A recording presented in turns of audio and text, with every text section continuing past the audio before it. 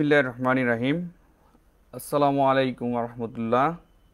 কারিগরি শিক্ষা অধিদপ্তরের তত্ত্বাবধানে পরিচালিত ফেসবুক লাইভ ক্লাসে স্বাগত। এই ক্লাসগুলো আমরা onlinetivet.com facebook.com/onlinetivet-এ দেখতে পাবো। উপস্থাপনায় আমি Mohammad Shahnewaz, junior instructor tech RSC, Narsingdi polytechnic institute, Narsingdi. প্রিয় শিক্ষার্থীবৃন্দ, আশা করি তোমরা ভালো আছো। পূর্বের ক্লাসটা তোমরা দেখেছো নিশ্চয়। গত ক্লাসে এক্সাম্পল স্বরূপ কিছু ডায়াগ্রাম সহকারে আমরা বিস্তারিত আলোচনা করেছি। সেই গত ক্লাসটা তোমরা যদি দেখে থাকো তাহলে আজকের ক্লাসটা ভালোভাবে বুঝতে পারবে ইনশাআল্লাহ। আজকের ক্লাস থেকে আমরা যে বিষয়গুলো শিখব সেই বিষয়গুলো আমরা একটু দেখে নিচ্ছি। ভ্যাপার কম্প্রেশন রেফ্রিজারেশন সাইকেলের পিএইচ এবং টিএস ডায়াগ্রাম অঙ্কন করতে হবে। পিএইচ চার্ট হতে মান নির্ণয় করতে হবে, অর্থাৎ এই পিএইচ চার্ট থেকে আমরা মান নির্ণয় করতে পারবো। সিম্পল ভ্যাপার কম্প্রেশন রেফ্রিজারেশন সাইকেলের কোপ নির্ণয় করতে পারবো, কম্প্রেসরের ক্ষমতা নির্ণয় করতে পারবো। আজকের ক্লাস থেকে আমরা এই বিষয়গুলো শিখবো ইনশাআল্লাহ। গত ক্লাসে আমরা যেখান থেকে শেষ করেছিলাম আজকে তারপর থেকে শুরু করছি। তোমরা স্ক্রিনে দেখতে পাচ্ছ ভ্যাপার কম্প্রেশন রেফ্রিজারেশন সাইকেল দেখা যাচ্ছে।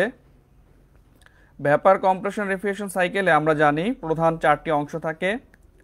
তোমরা বাঁ পাশের চিত্রে দেখো compressor, condenser, expansion device, evaporator দেখা যাচ্ছে। তো এই চারটে ডিভাইস নিয়েই ভ্যাপার কম্প্রেশন সাইকেল এর মেকানিক্যাল ডায়াগ্রামটা অঙ্কন করা হয়েছে। এখানে দেখো 1 থেকে 2-এ আমরা দেখতে পাচ্ছি কম্প্রেসর। 1 থেকে 2 কার কাজ? কম্প্রেসরের কাজ। তো কম্প্রেসরে যখন আমরা কাজ দিব, কাজ ইনপুট করব, তখনই পুরোটা সাইকেল রান করবে, আদারওয়াইজ এটা অফ থাকবে। তো কম্প্রেসরকে এই জন্য হৃৎপিণ্ড বলা হয়। কম্প্রেসর যখন রান করবে তখন পুরোটা সাইকেল চালু হয়ে যাবে। তাহলে আমরা কাজ দিব, কম্প্রেসরে আউটপুট পাবো ইভ্যাপোরেটর থেকে। ইভ্যাপোরেটর কি করে? ইভ্যাপোরেটর খাদ্যদ্রব্য তার আশেপাশের এরিয়া থেকে তাপ শোষণ করে নিয়ে কন্ডেন্সারের মাধ্যমে বাইরে প্রেরণ করে। তাহলে আমরা কাজটা পাই কোথায়? ইভ্যাপোরেটরে। আর আমরা কাজটা দেই কোথায়? কম্প্রেসরে। তাহলে আমাদের টিএস ডায়াগ্রামে 1 থেকে 2-এ কি ঘটে এটা আমরা দেখে নিই। 1 থেকে 2-এ টিএস ডায়াগ্রামে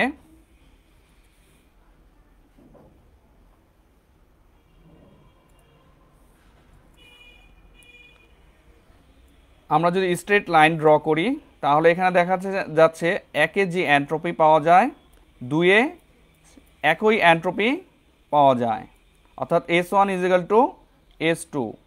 আবার 1-এ যে টেম্পারেচারটা পাওয়া যায় T1, 2-এ দেখো 2-এ টেম্পারেচারটা অনেক বৃদ্ধি পেয়েছে, তাই না? উপরের দিকে চলে গেছে। তাহলে 2-এ টেম্পারেচারটা বৃদ্ধি পেয়েছে। তোমরা স্ট্রেট লাইন ড্র করবা। আমার লাইনটা একটু বাঁকা হচ্ছে, যা আমি মাউসে করতেছি। তো তোমরা অবশ্যই স্কেল ইউজ করবা। স্কেল ইউজ করে মানগুলি বের করবা, তাহলে এক্স্যাক্ট মানগুলি পাবা। আদারওয়াইজ মানগুলি একটু সমস্যা হবে, এক্স্যাক্ট মানগুলি আসবে না। তারপরে দেখো আমরা পিএইচ ডায়াগ্রামে কি 1 থেকে 2-এ কি ঘটছে। 1 এখানে দেখো, 2 উপরের দিকে। পিএইচ ডায়াগ্রামের আমরা 1 নম্বরে স্ট্রেট লাইন ড্র করি, 2 নম্বরে স্ট্রেট লাইন ড্র করি। তাহলে দেখা যাচ্ছে 1 নম্বরে H1 থেকে 2 নম্বরের H2 ডান পাশে সরে আসছে। তাহলে ডান পাশে সরে আসলে কি হয়? এনথালপি বৃদ্ধি পায়। তারপরে 2 থেকে 3-এ কি ঘটছে? 1 থেকে 2-এ প্রেশারে কি ঘটনা ঘটছে এটা আমরা দেখে নিই। প্রেশারে দেখা যাচ্ছে এখানে 1 থেকে 2-এ P1-এ যে প্রেশারটা ছিল P2-তে তার চেয়ে প্রেশার বৃদ্ধি পেয়েছে। ঠিক আছে, তাহলে আমাদের কম্প্রেসরের ভিতরে কি ঘটে বা কি কাজ হয় সেটা আমরা একটু দেখি। যে 1 থেকে 2-এ এন্ট্রপি স্থির থাকে, টেম্পারেচার বৃদ্ধি পায়, এনথালপি বৃদ্ধি পায়, প্রেসার বৃদ্ধি পায়। তাহলে কম্প্রেসরের কাজটা কি? কম্প্রেসরের কাজটা হচ্ছে ডাব্লিউডি। আমরা নিচে দেখতে পাচ্ছি ডাব্লিউডি H2 - H1। তাহলে কম্প্রেসর ওয়ার্ক ডানকে ডাব্লিউডি দ্বারা প্রকাশ করা হয়। তাহলে H2 এবং H1 এই দুইটার ডিফারেন্সটা হচ্ছে কি কম্প্রেসরের কাজ। WD H2 - H1। ঠিক আছে, এরপরে আমরা দেখছি কনডেন্সার। এরপরে আসতেছে কনডেন্সার। কনডেন্সার হচ্ছে 2 থেকে 3। 2 থেকে 3-এ কনডেনসেশন হয়, অর্থাৎ বাষ্প থেকে তরলে পরিণত হয়। তাহলে 2 থেকে 3-এ কি ঘটে আমরা একটু দেখে আসি। পিএইচ ডায়াগ্রামে দেখি, এখানে 2 থেকে 3-এ দেখো প্রেশারটা স্থির আছে, অর্থাৎ 2-এ যে প্রেশার আছে 3-এ একই প্রেশার আছে। 2 থেকে 3-এ কি প্রেশার বৃদ্ধি পায় নাই বা কমে নাই, ঠিক আছে, একই আছে। তাহলে স্থির চাপে এই 2 থেকে 3-এ। তারপর এনথালপির বেলায় কি ঘটছে আমরা দেখি। এনথালপির বেলায় দেখতেছি 2 থেকে 3-এ 2-এ ডান পাশে ছিল, 3-এ বাম পাশে চলে আসছে, অর্থাৎ এনথালপি কি হয়েছে হ্রাস পেয়েছে। এনথালপি হ্রাস পেয়েছে। এখানে 2 আর 3 একই, H3 এবং H4 একই মান দেখাচ্ছে। দেখো তোমরা স্ক্রিনে দেখতে পাচ্ছ H3 কি H4 একই মান। তাহলে এখানে টিএস ডায়াগ্রামে কি ঘটছে। টিএস 2 থেকে 3-এ আমরা একটু দেখি। 2-এ টেম্পারেচার একটু বেশি আছে, 3-এ টেম্পারেচার হ্রাস পেয়েছে। 2 থেকে 3-এ এন্ট্রপি কি হয়েছে আমরা দেখি। 2 থেকে 3-এ এন্ট্রপি হ্রাস পেয়েছে। ঠিক আছে, তাহলে 2 থেকে 3-এ কি ঘটে। 2 থেকে 3-এ আমরা বলতে পারি স্থির চাপে এনথালপি হ্রাস পায়, টেম্পারেচার হ্রাস পায় এবং এন্ট্রপি হ্রাস পায়। 3 থেকে 4 রে কি ঘটে এরপর আমরা দেখি। এরপর আসতেছে 3 থেকে 4। 3 থেকে 4 আমরা এখানে তোমরা স্ক্রিনে দেখতে পাচ্ছ 3 থেকে 4 একটা এক্সপানশন ডিভাইস আছে। এই এক্সপানশন ডিভাইসের মাধ্যমে কি করা হয়, চাপ কমানো হয়। এর ফলে কি ঘটে আমরা পিএস এবং পিএইচ এবং টিএস ডায়াগ্রামে দেখি কি ঘটে। তাহলে 3 থেকে 4 কোনটা এক্সপানশন ডিভাইস। এক্সপানশন ডিভাইসে এখানে দেখো এনথালপি স্থির আছে। এনথালপি 3-এর যেটা আছে H3 H4। তাহলে এনথালপি কি স্থির আছে। প্রেশারটা আমরা দেখিনি, প্রেশারটা কি হয়েছে এখানে, প্রেশারটা হ্রাস পেয়েছে। পিতে যে প্রেশার আছে P3-তে তার চেয়ে P4-এ কি হয়েছে প্রেশার কমে আসছে। তাহলে এখানে প্রেশার কি হয়েছে হ্রাস পেয়েছে। প্রেশার হ্রাস কেন আমরা করি এক্সপানশন ডিভাইসের মাধ্যমে, এই জন্য করি যাতে তার বয়লিং পয়েন্টটা অর্থাৎ বয়লিং টেম্পারেচারটা কমে আসে। বয়লিং টেম্পারেচারটা যদি কমে আসে তাহলে অতি নিম্ন তাপেও সে কী করতে পারবে, সেই রেফ্রিজারেন্টটা বাষ্পীভূত হতে পারবে এবং তার সারাউন্ডিং স্পেস থেকে সে কী করতে পারবে, তাপ শোষণ করে নিতে পারবে। ঠিক আছে, তা এখন টিএস ডায়াগ্রামে আমরা দেখি 2 থেকে 3-এ 3 থেকে 4-এ কী ঘটছে। 3 থেকে 3 নম্বর আমরা লাইন ড্র করলাম, 4 নম্বর লাইন ড্র করলাম। এখানে এন্ট্রপি সামান্য পরিমাণ বৃদ্ধি পেয়েছে। আর 3 থেকে 4-এ টেম্পারেচার হ্রাস পেয়েছে। ঠিক আছে, তাহলে এটা কার কাজ, এটা এক্সপানশন ডিভাইসের কাজ। এরপর আমরা দেখি 4 থেকে 1-এ কী ঘটছে। 4 থেকে 1-এ কার কাজ, এটা ইভ্যাপোরেটরের কাজ। ঠিক আছে, তাহলে ইভ্যাপোরেটর কি কাজ করে, ইভ্যাপোরেটর থেকে আমরা মূলত আউটপুটটা পাই। হ্যাঁ, তাহলে 4 থেকে 1-এ এখানে আমরা দেখো 4 থেকে 1-এ প্রেশারটা কি আছে কনস্ট্যান্ট আছে, অর্থাৎ স্থির আছে।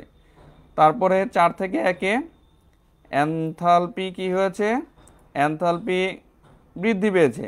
ঠিক আছে, 4 থেকে 1-এ এনথালপি ডান দিকে সরে আসছে, মানে কি বৃদ্ধি পেয়েছে।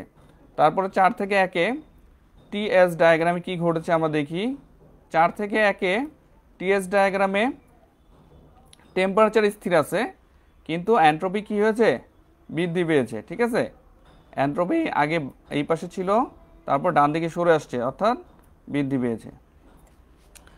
তাহলে ইভ্যাপোরেটরের এই ওয়ার্কটাকে আমরা বলি রেফ্রিজারেটিং ইফেক্ট। ইভ্যাপোরেটরের কাজটাকে কি বলি আমরা? Refrigerating effect.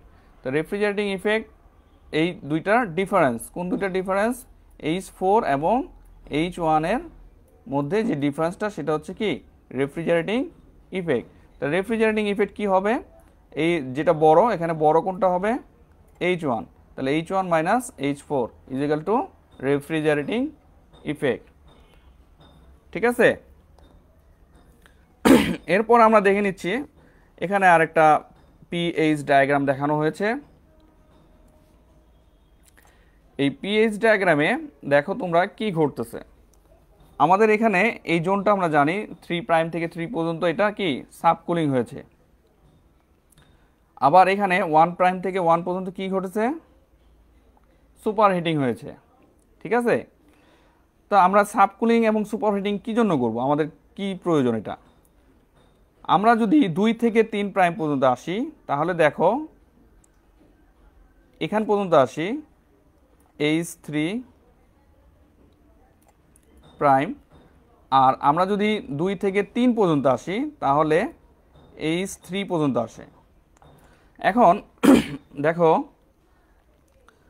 আমাদের কপ ইজ ইকুয়াল টু কি জানি? কপ ইজ ইকুয়াল টু জানি refrigerating effect by compressor work done. ঠিক আছে, কপ ইজ ইকুয়াল টু জানি refrigerating effect by compressor work done. কপটা কি? আমাদের কোএফিসিয়েন্ট অফ পারফরমেন্স, অর্থাৎ দক্ষতা। দক্ষতা আমরা স্বভাবতই জানি যে আউটপুট বাই ইনপুট। এখানে আউটপুট কোনটা?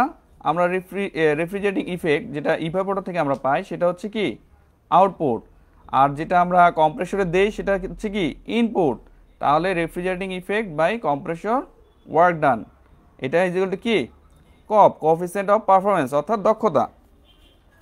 তাহলে আমরা এখানে দেখি, যদি এক্সাম্পল স্বরূপ আমরা একটু দেখি, যদি রেফ্রিজারেটিং ইফেক্ট 4 হয় আর কম্প্রেসর ওয়ার্ক ডান যদি 2 হয় তাহলে কপ কত হবে? 4 দিয়ে 2 দিয়ে 4কে ভাগ করলে 2 হবে। কপ কত আসবে? 2 আসবে। আবার যদি আমরা রেফ্রিজারেটিং ইফেক্টকে যদি আমরা 6 লিখি, অর্থাৎ রেফ্রিজারেটিং ইফেক্ট যদি আমরা বৃদ্ধি করি আর যদি কম্প্রেসর ওয়ার্ক ডান সেম রাখি তাহলে দেখা যাচ্ছে কি হচ্ছে? 2 দিয়ে 6কে ভাগ করলে 3 আসে। তাহলে কি হচ্ছে? কপটা বৃদ্ধি পাচ্ছে।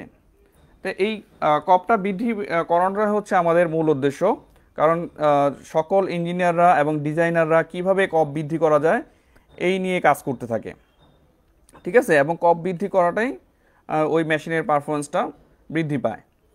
ঠিক আছে, তাহলে আমরা এখানে দেখা যাচ্ছে যে আমরা যদি রেফ্রিজারেটিং ইফেক্টটা বৃদ্ধি করতে পারি তাহলে কি হবে?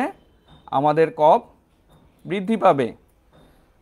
তাহলে এখানে দেখো আমাদের রেফ্রিজারেটিং ইফেক্টটা আমরা জানি, একটু আগে আমরা জেনেছি যে 1 থেকে 4 পর্যন্ত যেই H1 এবং H4 এর যে ডিফারেন্সটা সেটা হচ্ছে কি রেফ্রিজারেটিং ইফেক্ট। তাহলে এখন আমরা যদি এখান থেকে এই পর্যন্ত আসি, H3' পর্যন্ত আসি, তাহলে যে ডিফারেন্সটা হবে তার চেয়ে আমরা যদি এই পাশ পর্যন্ত আসি 3 পর্যন্ত আসি তাহলে তার ডিফারেন্সটা বেশি না? ডিফারেন্সটা বেশি মানে হচ্ছে কি রেফ্রিজারেটিং ইফেক্টটা বেশি। তাহলে রেফ্রিজারেটিং ইফেক্ট বেশি হলে কি হবে? আমাদের কপ বৃদ্ধি পাবে। তাহলে এখান থেকে এতটুকু আমরা কি করেছি? সাবকুলিং করেছি। তাহলে সাবকুলিংয়ের ফলে কি হয়েছে? আমাদের কপ বৃদ্ধি পেয়েছে। ঠিক আছে, সাবকুলিংয়ের ফলে কি ঘটেছে? এখানে 3' থেকে 3 পর্যন্ত রেফ্রিজারেটিং ইফেক্টটা বৃদ্ধি পেয়েছে, এই অঞ্চলে রেফ্রিজারেটিং ইফেক্টটা বৃদ্ধি পেয়েছে। আবার দেখো আমাদের যদি সুপার হিটিং না করতাম তাহলে আমাদের এই 1' পর্যন্ত আসতো, রেখাটা স্ট্রেট লাইন ড্র করলে 1' পর্যন্ত আসতো। আসলে কি হতো? তাহলে এখান থেকে একটু ডিফারেন্সটা কমে আসতো, তাই না? এই সুপার হিটিংয়ের কারণে আমাদের কি ঘটছে? এখানে আবারও আরই বৃদ্ধি পেয়েছে। তাহলে এই আরই বৃদ্ধি করাটাই হচ্ছে আমাদের মূল উদ্দেশ্য। তাহলে আমরা বুঝতে পারলাম সুপার হিটিং এবং সাবকুলিং করলে কি হয়? সুপার হিটিং এবং সাবকুলিং করলে কি ঘটে? সুপারহিটিং এবং সাবকুলিং করলে আমরা বুঝতে পারছি যে কপ বৃদ্ধি পায়। তাহলে কপ বৃদ্ধি করাটাই হচ্ছে আমাদের উদ্দেশ্য। বুঝে গেছে? আশা করি তোমরা এটা ভালোভাবে বুঝতে পেরেছো। আমরা পরবর্তী স্লাইডে চলে যাচ্ছি। তো আমরা 1.3-এ describe the different line and zone of PH এবং টিএস ডায়াগ্রাম। পিএস এবং টিএস ডায়াগ্রাম এটা বর্ণনা লাইন এবং জোন আমরা পূর্বের ক্লাসে বর্ণনা করেছি। তারপর এখানে একটু দেখে নিচ্ছি। এখানে আমরা এই অঞ্চলটাকে বলা হচ্ছে সাবকুলড জোন, এই অঞ্চলটাকে বলা হচ্ছে মিক্সড জোন, এই অঞ্চলটাকে বলা হচ্ছে সুপারহিটেড জোন। ঠিক আছে? তাহলে তিনটা zone, superheated zone, mixed zone আর সাবকুলড জোন বা অবশীতল অঞ্চল। ঠিক আছে? তাহলে আমাদের কম্প্রেশন, ভ্যাপার কম্প্রেশন, রেফ্রিজারেশন সাইকেলের ভিতরে যে বিষয়, যে কাজটা ঘটে সেটা আমরা একটু জেনে নিই। এ থেকে বি, এতে দেখো তোমরা কম্প্রেসরের ভিতরে প্রবেশ করেছে, বি থেকে কম্প্রেসর দিয়ে বের হয়েছে। তাহলে এতে কম্প্রেসরের ভিতরে প্রবেশ করেছে, বিতে কম্প্রেসর দিয়ে বের হয়েছে। তাহলে এখানে কি হচ্ছে? সংকোচন প্রক্রিয়া। এই প্রক্রিয়াটার নাম কি বলবো আমরা? সংকোচন প্রক্রিয়া। এটা আমরা স্থির এন্ট্রপিতে সংকোচন প্রক্রিয়া বলতে পারি। ঠিক আছে? এই সংকোচনের ফলে কি ঘটে? সংকোচনের ফলে চাপ এবং তাপমাত্রা দুইটাই বৃদ্ধি পায়। এবং চাপ এবং তাপমাত্রা কেন বৃদ্ধি করি আমরা? কি দরকার এটা? চাপ এবং তাপমাত্রা এই জন্য আমরা বৃদ্ধি করি যে দেখো এখানের যে এরিয়াটা, এখানে যে লেন্থটা দেখো নিচের পিএইচ ডায়াগ্রামের, এখানের তুলনায় উপরের লেন্থটা কি হয়েছে? এখানে কমে আসছে, তাই না? এই স্যাচুরেটেড কার্ভের আকারটা এখানে উপরের দিকে সংকুচিত হয়ে আসছে। তাহলে সংকুচিত হয়ে আসছে মানে কি? উপরে বেশি প্রেসারে অল্প সময়ের মধ্যেই কি হবে? কনডেনসেশন, অল্প হিট ছেড়েই সে কি হতে পারবে? তরলে পরিণত হতে পারবে। এজন্য আমাদের এইখানে এই কম্প্রেশনের মাধ্যমে প্রেসারটা বৃদ্ধি করা হয়, যাতে কনডেন্সারের এরিয়া কম লাগে এবং অল্প তাপ ছাড়লে সে কি হতে পারে? তরলে পরিণত হতে পারে। এজন্য এই প্রেসারটা বৃদ্ধি করা হয়, প্রেসার এবং টেম্পারেচার বৃদ্ধি করা হয় কম্প্রেশনের মাধ্যমে। ঠিক আছে? তাহলে বি থেকে সি এ কি ঘটে আমরা একটু দেখি। বি থেকে সি আমরা এখানে বি থেকে সি কনডেনসেশন ঘটে। কনডেনসেশন উচ্চ চাপে কি হয়? ঘনীভূত হয়, তরলে পরিণত হয়। তারপরে সি থেকে ডি তোমরা দেখতে পাচ্ছ স্ক্রিনে এক্সপানশন ডিভাইস। এক্সপানশন ডিভাইসে কি ঘটে? সম্প্রসারণ হয়। সম্প্রসারণের ফলে কি হয়?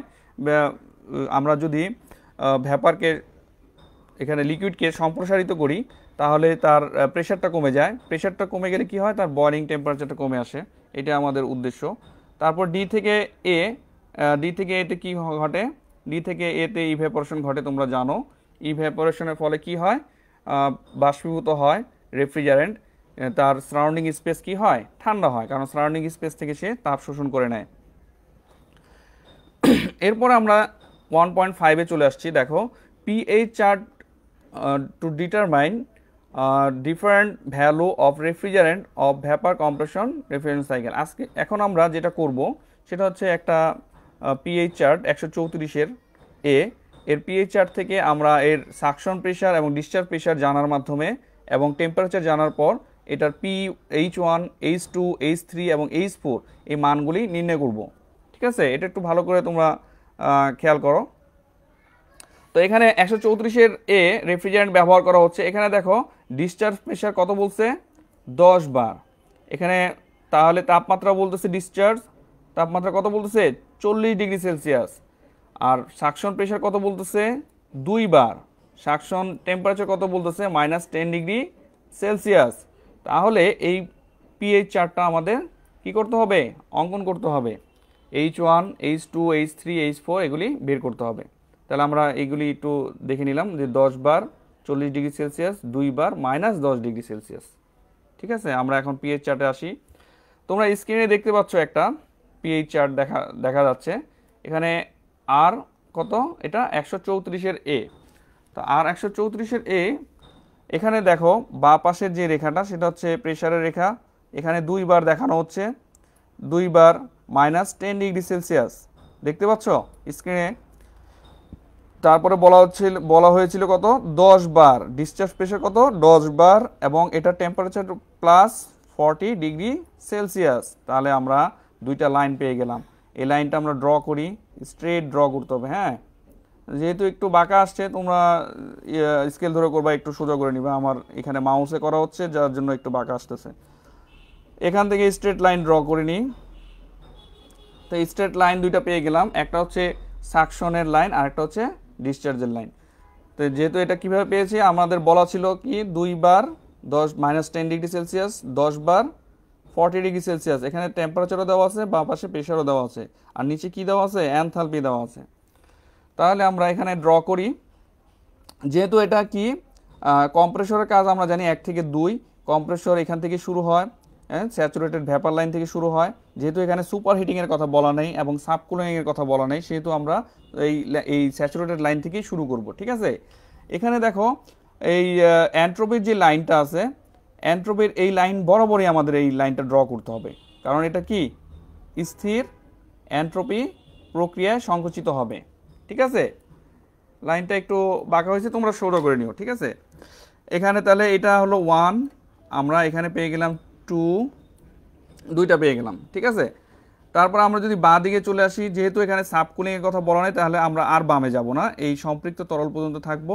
এখান থেকে স্ট্রেট নিচে চলে আসব, তাহলে আমরা এটা 3 নম্বর পজিশন এবং এটা 4 নম্বর পজিশন পেয়ে গেলাম।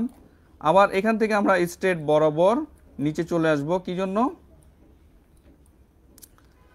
আমাদের এই এনথালপি জানার জন্য। ঠিক আছে, এখান থেকে স্ট্রেট নিচে চলে আসব এখানে। তাহলে এইটা হচ্ছে H1 আমাদের, আর এখান থেকে যদি স্ট্রেট চলে আসি, তাহলে এখানে হচ্ছে H2। ঠিক আছে, দেখা যাচ্ছে। তাহলে এখানে আমাদের H3 এবং H4 এর মান একই। ঠিক আছে, H3 এবং H4 একই মান হবে। তাহলে এখানে দেখো 450 দেওয়া আছে, 450-এর চেয়ে একটু ডান দিকে আসছে মান। এটা আমরা H4 এবং H3 এটা কত পেয়েছি, 460। প্রতি ঘর তোমরা হিসাব করে নিবা, এখানে প্রতি ঘর 10 করে। তাহলে 460 কি কিলোজুল পার কেজি। এখানে আমরা যদি স্ট্রেট 1 নম্বর থেকে নিচে চলে আসি, তাহলে দেখা যাচ্ছে যে এখানে 600 কিলোজুল পার কেজির চেয়ে একটু কম আছে। তাহলে আমরা 595 নিতে পারি, 595 কিলোজুল পার কেজি। তারপর এখানে 2 নম্বর লাইনটা যেটা স্ট্রেট চলে আসছে, এখানে দেওয়া আছে, দেখো 600-র পরে 1 2 3 ঘর আসছে। তো 3 ঘর আসলে 630, আমরা প্রতি ঘর জানি 10 করে, তাহলে 630 কি কিলোজুল পার কেজি, কারণ কিলোজুল পার কেজি হচ্ছে কি এনথালপির একক। তাহলে আমরা এভাবে সহজেই, এটা তো আমরা 134-এর অঙ্কন করেছি, এছাড়া অ্যামোনিয়া থাকতে পারে, 600 A থাকতে পারে, যে কোনো রেফ্রিজারেন্ট থাকতে পারে। প্রত্যেকটা রেফ্রিজারেন্টের পিএইচ চার্ট কি হবে, ভিন্ন ভিন্ন হবে, এটা মনে রাখতে হবে। প্রত্যেকটা রেফ্রিজারেন্টের পিএইচ চার্ট ভিন্ন ভিন্ন হবে, প্রত্যেকটা রেফ্রিজারেন্টের পিএইচ চার্ট একই হবে না। তো এটা আঁকা শিখতে হবে, এবং এই সাকশন প্রেশার এবং ডিসচার্জ প্রেশার দেখে, অথবা সাকশন টেম্পারেচার অথবা ডিসচার্জ টেম্পারেচার দেখে এই চার্টটা আমাদের কি করতে হবে, আঁকতে হবে। তো আমরা পারবো তো ইনশাল্লাহ, ইনশাল্লাহ পারবো, আমি আশা করতেছি তোমরা পারবা নিশ্চয়ই। এরপর আমরা অঙ্ক করব, solve the problem with pH chart to determine refrigerant at various condition. তো আমরা অঙ্ক করার আগে কিছু সূত্র জেনে নিই। সূত্র আমরা যেমনটা জানি, রেফ্রিজারেটিং ইফেক্ট যেটা ইভ্যাপোরেটর কাজ, সেটা হচ্ছে H1 - H4, এখানে তোমরা স্ক্রিনে দেখতে পাচ্ছ। তারপরে কম্প্রেসর ওয়ার্ক ডান WD = H2 - H1। তারপরে কোএফিসিয়েন্ট অফ পারফরমেন্স, আমরা কি জানি, আউটপুট বাই ইনপুট। আউটপুটটা কি, আমরা ইভ্যাপোরেটর থেকে যেটা পাই সেটা আউটপুট, অর্থাৎ রেফ্রিজারেটিং ইফেক্ট।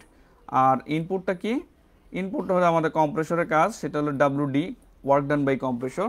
তাহলে এটা কি, কোপ মানে দক্ষতা, কোএফিসিয়েন্ট অফ পারফরমেন্স। তারপরে মাস ফ্লো রেট, আমাদের রেফ্রিজারেন্টটা প্রতি মিনিটে কত কেজি প্রবাহিত হচ্ছে এটা বের করার সূত্র। এটা দেখো কিলোওয়াট বাই রেফ্রিজারেটিং ইফেক্ট। তারপরে আছে সোয়েব ভলিউম, যদি কম্প্রেসরটি রেসিপ্রোকেটিং কম্প্রেসর হয়, অর্থাৎ সিলিন্ডার পিস্টন এগুলি থাকে, তাহলে এই সূত্র দিয়ে আমরা সোয়েব ভলিউমটা বের করতে পারবো। সোয়েব ভলিউম বের করার সূত্র হচ্ছে তোমরা গোলাকার বস্তু, যেহেতু পিস্টন একটা সিলিন্ডার একটা গোলাকার বস্তু, হ্যাঁ, গোলাকারের কারণে এটা গোলাকার বস্তু, ক্ষেত্রফল এখানে দেওয়া আছে πd²/4, তারপরে তার লেন্থ দেওয়া আছে সিলিন্ডারের, তারপরে এখানে সিলিন্ডার সংখ্যা দেওয়া আছে, আর ওই কম্প্রেসরটা কয় সিলিন্ডারের, 2 সিলিন্ডারে থাকতে পারে, 3 সিলিন্ডারে থাকতে পারে, ঠিক আছে। তোমরা এটাকে পড়েছো ডাব্লু টাইপ, ভি টাইপ, হ্যাঁ, ডাব্লু টাইপ 3 সিলিন্ডারের হয়, ভি টাইপ 2 সিলিন্ডারের কম্প্রেসর হয়, রেসিপ্রোকেটিং কম্প্রেসর, হ্যাঁ। তারপরে এখানে দেখো এন দেওয়া আছে, এন মানে হচ্ছে ইফিসিয়েন্সি, দক্ষতা। তাই ওই কম্প্রেসরটা কতটুকু দক্ষতা সহকারে কাজ করবে সেটার দেওয়া থাকে, যে 80%, 90%, 0.8, 0.9 এভাবে দেওয়া থাকে। তারপরে তার কি আরপিএম, হ্যাঁ, এইগুলি গুণ করলে এই সোয়েব ভলিউমের একক হচ্ছে মিটার কিউব পার মিনিট। তো মাস ফ্লো রেটের আরেকটা সূত্র আছে, swept volume by specific volume equal to mass flow rate. তো এটারও একক কি কেজি পার মিনিট, ঠিক আছে। তো মাস ফ্লো রেটের একক জানলাম। আমাদের কম্প্রেসরের ক্ষমতা equal to mass flow rate into compressor work done. তো কন্ডেনসেশনের যদি ঘনীভবন ক্ষমতা বের করতে বলে তাহলে সেটার সূত্র হচ্ছে মাস ফ্লো রেট ইন্টু কন্ডেন্সারের যে কাজটা, যেহেতু এখানে কম্প্রেসরের ক্ষমতা কম, মাস ফ্লো রেট ইন্টু কম্প্রেসরের কাজ, তাহলে এখানে কন্ডেন্সারের কন্ডেনসেশন ক্ষমতা মাস ফ্লো রেট ইন্টু কন্ডেন্সারের কাজ। তাহলে কন্ডেন্সার কত থেকে কত কাজ করে আমরা দেখে আসছি, কত থেকে কত বেশি কোনটা, 2, হ্যাঁ, H2 মাইনাস H3, ঠিক আছে। এটা ঘনীভবন ক্ষমতা। তাহলে ঘনীভবন ক্ষমতার সূত্র mass flow rate into H2 minus H3, ঠিক আছে। এখন আমরা 134 হিমায়ক ব্যবহৃত একটি শীতকের বাষ্পীভবন তাপমাত্রা -10°C এবং ঘনীভবন তাপমাত্রা 40°C, সাকশন লাইনে 10° সুপারহিটেড হয়েছে এখানে, ঠিক আছে। তাহলে 10° সুপারহিটেড হয়েছে। রেফ্রিজারেটিং ইফেক্ট, কম্প্রেসর কর্তৃক কাজ এবং কোএফিসিয়েন্ট অফ পারফরমেন্স নির্ণয় করতে হবে। তো এই 134 এর যদি আমাদের চার্ট সাপ্লাই করে তাহলে আমরা চার্ট থেকে এই মানগুলি H1, H2, H3, H4 এর মান বের করে নিব। আর যদি চার্ট সাপ্লাই না করে তাহলে আমরা কি করব, তাহলে এই মানগুলি দেওয়া থাকবে, সেই মানগুলি দেখে আমরা সূত্র যেহেতু শিখব, সূত্র দিয়ে করে ফেলবো অঙ্কগুলি সহজে, ঠিক আছে ইনশাআল্লাহ। তাহলে আমরা দেখি এখানে আর ই ইজিক্যাল টু, আমরা এখানে মানগুলি যেহেতু দেওয়া আছে তাহলে আমাদের ওই চার্টে যাওয়া দরকার নেই। তাহলে এখানে আর ই ইজিক্যাল টু আমরা জানি H1 মাইনাস H4। তাহলে H1 কত দেওয়া আছে এখানে দেখো 310 মাইনাস H4 কত দেওয়া আছে, H4 আর H3 একই 160 দেওয়া আছে। তাহলে 310 minus 160 equal to 150 kilojoule per KG. এনথালপির একক কি কিলোজুল পার কেজি।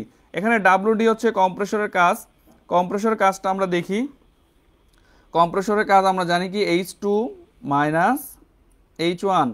তাহলে H2টা কত দেওয়া আছে এখানে 350টা আমরা এখানে বসালাম, আর H1 কত দেওয়া আছে 310, তাহলে 310টা আমরা এখানে বসালাম। তাহলে এই দুইটার ডিফারেন্সটা হচ্ছে কি কম্প্রেসরের কাজ। তাহলে কম্প্রেসরের কত কাজ কত পেলাম 40 কিলোজুল পার কেজি। তাহলে এখানে আমরা কপ ইজিক্যাল টু কি জানি, refrigerating effect by work done by compressor, ঠিক আছে। Refrigerating effect by work done of কম্প্রেসরের কাজ। তাহলে এখানে আমরা রেফ্রিজারেটিং ইফেক্ট পেয়েছি কত 150, আর কম্প্রেসর ওয়ার্ক ডান কত পেয়েছি 40। তাহলে 150 ডিভাইডেড বাই 40 ইজিক্যাল টু 3.5। তাহলে এটার কপ আমরা নির্ণয় করতে পারলাম, রেফ্রিজারেটিং ইফেক্ট নির্ণয় করতে পারলাম, কম্প্রেসর কর্তৃক কাজ নির্ণয় করতে পারলাম। পরে আমরা আরেকটা অঙ্ক দেখিনি। এখানে বলা হচ্ছে দেখো অ্যামোনিয়া ব্যবহৃত 1 টন ক্ষমতা সম্পন্ন একটি হিমায়ক চক্রের ঘনীভবন তাপমাত্রা 30°C, এক্সপানশন ডিভাইসের স্যাচুরেটেড হিমায়ক প্রবেশ করে। তাহলে এক্সপানশন ডিভাইসে কি স্যাচুরেটেড হিমায়ক প্রবেশ করে, অর্থাৎ এখানে সাবকুলিং হয় নাই, ঠিক আছে। তারপরে ইভ্যাপোরেটরের চাপ 2.9 বার। এই হিমায়ক -4°C তাপমাত্রায় কম্প্রেসরে প্রবেশ করে। সম্পৃক্ত বাষ্পের এনথালপি, এখানে দেখো সম্পৃক্ত বাষ্পের এনথালপি বলা আছে কি 1446 কিলোজুল পার কেজি। সম্পৃক্ত বাষ্প রেখা কোনটা, এইটা। তাহলে এখানে H1টা কত হবে 1446 কিলোজুল পার কেজি, এটা আমাদের বুঝতে হবে। তারপর বলা হয়েছে সম্পৃক্ত তরলের এনথালপি 325। সম্পৃক্ত তরল রেখা কোনটা, এইটা। তাহলে এখানে কোনটা আছে 3 নম্বরটা আছে। তাহলে এই H3 এর মান কত হবে H3 এর মান সম্পৃক্ত তরল 325, ঠিক আছে। তারপর বলছে সুপারহিটেড বাষ্পের এনথালপি। সুপারহিটেড কোন জায়গায়, কোন জোনটা? এই জোনটা। তাহলে এই সুপারহিটেড এই H2 এর মানটা কত বলা আছে এখানে? 1635 কিলোজুল পার কেজি যদি হয়, তাহলে হিমায়ক প্রবাহের পরিমাণ, কপ, কম্প্রেসরের ক্ষমতা এবং ঘনীভবন ক্ষমতা নির্ণয় করতে হবে, ঠিক আছে। তাহলে আমরা এখানে দেখে নিচ্ছি দেওয়া আছে H2, আমরা ওখান থেকে কোশ্চেনে দেওয়া ছিল, H1 কোশ্চেনে দেওয়া ছিল, আমরা জানি H3 H4, এখানে 325। তাহলে আমরা সূত্র, মাস ফ্লো রেটের সূত্র কি জানি? Kilowatt by refrigerating effect. এখন কিলোওয়াট আমরা লিখেছি 3.517। এখানে কোশ্চেনে বলা ছিল যে 1 টন, 1 টন মানে কি আমাদের এটা জানতে হবে। 1 টন টু 3.517 কিলোওয়াট। তাহলে 1 টন টু কি? 3.517 কিলোওয়াট। তাহলে এখানে 3.517 এখানে আমরা বসালাম। তারপর রেফ্রিজারেটিং ইফেক্ট আমরা জানি, কি জানি? H1 minus H4। তাহলে H1 কত এখানে? 1446, H4 325। এই দুইটা বিয়োগ করে তারপর এটা দিয়ে 3.517 ভাগ 7 দিয়ে ভাগ 7 কে আমরা কি করব? এই বিয়োগ ফল দিয়ে ভাগ করে দিব। ভাগ করে দিলে আমরা এই মানটা পেয়ে যাব 0.00314 কেজি পার সেকেন্ড। এটা কি? Mass flow rate. তারপরে এখানে দেখো কোএফিসিয়েন্ট অফ পারফরম্যান্স আমরা কি জানি? Refrigerating effect by compressor work done. Refrigerating effect H1 minus H4। এখানে H1 1446, H4 এখানে 325 বসালাম। তারপরে কম্প্রেসর ওয়ার্ক ডান আমরা জানি H2 মাইনাস H1। H2 এখানে 1635, H1 এখানে 1464। এটা বিয়োগ করে দিলাম, বিয়োগ করে দিয়ে এটা দুটো ভাগ করে দিলাম। ভাগ করে দিলে কি হবে? 6.66 চলে আসলো। তার মানে এইটার কোএফিসিয়েন্ট অফ পারফরম্যান্স কত? 6.66। তাহলে mass flow rate, coefficient of performance বের হয়ে গেল। আমার কম্প্রেসরের ক্ষমতা আমরা কি জানি? মাস ফ্লো রেট ইনটু কম্প্রেসরের কাজ। তাহলে কম্প্রেসরের কাজ কি? H2 minus H1। আর মাস ফ্লো রেট এখানে আমরা বের করেছি 0.00314। তাহলে H2 আমাদের এখানে দেওয়া আছে 1635, আর H1 হচ্ছে 1446। এই 1446 আমরা বসাইছি, বসায় এটার সাথে গুণ করে দিয়েছি, বিয়োগফলকে এই 0.00314 দ্বারা গুণ করে দিয়েছি। তাহলে এটা কিলোওয়াটে বের হয়ে গেছে। তাহলে এখানে দেখো আমরা মাস ফ্লো রেটের একক কি জানি? মাস ফ্লো রেটের কেজি পার সেকেন্ড। আর আমাদের এনথালপি একক কি? Kilojoule per KG. তাহলে কিলোজুল পার কেজি এবং কেজি পার সেকেন্ড, এই দুইটা গুণফল করলে এখানে দেখো কেজি কেজি কেটে যায়, কেজি কেজি কেটে গেলে কিলোজুল পার সেকেন্ড আসতেছে। তো কিলোজুল পার সেকেন্ডকে আমরা কি বলি? কিলোওয়াট বলি, ঠিক আছে। এই জন্য এটার একক কিলোওয়াটে চলে আসছে, এটা মনে রাখতে হবে। অনুরূপভাবে এখানেও সেম এই এককটা এইভাবে আসছে। তো আমরা এখানে mass flow rate into H2 minus H3, এটা কন্ডেন্সারের কাজ। তাহলে ঘনীভবন ক্ষমতাটা এখানে বের হয়ে যাবে 0.00314 আমরা এখান থেকে পেয়েছি, মাস ফ্লো রেট থেকে পেয়েছি। H2 আমরা এখানে মান দেওয়া আছে, H3 এখানে মান দেওয়া আছে। এটা বিয়োগ করে এটার সাথে গুণ করে দিলে এত কিলোওয়াট ঘনীভবন ক্ষমতা বের হয়ে গেছে, ঠিক আছে। তো তোমরা, আমি আশা করি তোমরা বুঝতে পারতেছো। গত ক্লাসে আমার সাউন্ডের একটু প্রবলেম ছিল, এটা টেকনিক্যাল প্রবলেমের কারণে। আজকে ইনশাল্লাহ এটা হচ্ছে না আশা করছি। তোমরা এই অঙ্কগুলিও ভালোভাবে করবা বাসায় থেকে। তা আজকে আমরা এখানে শেষ করি। আমি একটা বাড়ির কাজ তোমাদের দিতে যাচ্ছি, বাড়ির কাজটা একটু দেখো তোমরা। বাড়ির কাজটা হচ্ছে, আমরা যদি রেফ্রিজারেন্ট R717 রেফ্রিজারেন্ট ব্যবহার করি, তার কপ নির্ণয় করতে হবে। এখানে কন্ডিশন দেওয়া আছে কি? সাকশন প্রেশার হবে 3 বার, ডিসচার্জ প্রেশার হবে 12 বার, আর সাকশন লাইনে সুপারহিটেড হবে কত? 10 ডিগ্রি সেলসিয়াস সুপারহিটিং হবে। তোমরা সুপারহিটিং করলে কি কপ হয় আর সুপারহিটিং না করলে কি কপ হয়, এই দুইটা বের করবা। তাহলে তোমরা বুঝতে পারবা যে কপ কী জন্য বৃদ্ধি পেয়েছে। কপ কী জন্য বৃদ্ধি পায় কিছু আমরা আগে আলোচনা করেছি, যে সাব কুলিং এবং সুপারহিটিংয়ের কারণে কপ কি হয়? বৃদ্ধি পায়, ঠিক আছে। অর্থাৎ কম আউটপুট দিয়ে আমরা বেশি আউটপুট, কম ইনপুট দিয়ে আমরা বেশি আউটপুট পাই। ঠিক আছে, তো এটা তোমাদের বাড়ির কাজ রইলো, এটা তোমরা বাড়িতে বসে করবা। এই ক্লাসগুলো পুনরায় দেখতে তোমরা ভিজিট করবা onlinetvet.com ও এই সাইটে। ধন্যবাদ সকলকে, সবাই সুস্থ থাকো, ভালো থাকো। আশা করি তোমরা ভালো থাকবা, ভালোভাবে পড়াশোনা করবা। ধন্যবাদ।